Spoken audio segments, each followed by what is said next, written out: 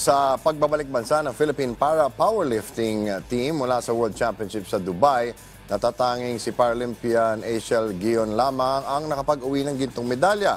Sa kabila pa nito ng pagiging abala ng champion polio survivor sa kanyang paghahanap buhat. Ang kwento ng kanyang tagumpay dito sa ulat ni Kea Asuncion. Naging pinakamatagumpay na Pinay campaigner sa 2023 World Para Powerlifting Championships ang Paralympian na si Asiel Guion. Sa pagtatapos ng naturang world event noong Miyerkules sa Dubai, United Arab Emirates, tanging ang 51-year-old si Palay Negros Occidental Province lifter ang may naiuwing gintong medalya matapos pagbidahan ang Legends category sa Women's 45 kg event. Nagrehistro ang polio survivor ng pinakamabigat na buhat mula sa 16 na kalahok sa kanyang dibisyon matapos ang 226 kg lift.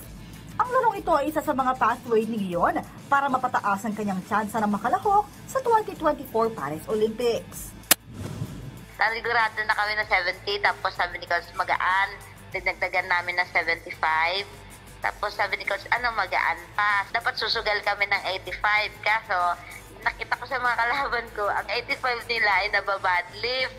So, kinabahan ako. Sabi ko, sige Coach, wag na lang tayo mag-85. Mag-81 na lang tayo. Dapat 80 lang yon, sabi ko kay Coach. Pero sabi ni Coach, why not tigdagan natin ng 81 para naman matumaas ang ang buhat. Ayon pa kay Guion, nagkaroon din ng konting panghihinayang ang kanyang kampo dahil matapos ang buhat sa 81 kilograms ay tila kaya pa sana niyang bumuhat ng hanggang 85 kilograms. Dahil dito, masasabi ni Guion na kondisyon siya sa naturang world meet sa kabila umano ng kanyang pagiging abala sa trabaho bilang production worker sa tahanang walang hagdan sa Cainta, Rizal. Pinaghandaan talaga namin ito. Ang training ko kasi nalipat ng hapon. Nag-conflict kasi sa trabaho ko, kaya naglipat ako ng hapon na training. So after working hours na lang ako nag-training. Mga 6 o'clock ang start ng training ko hanggang 7:30, ganon. Ngayong araw lamang nakauwi si Guion at ang 5 iba pang national para powerlifters kasama ang 2 coaches na lumahok sa Dubai Deal.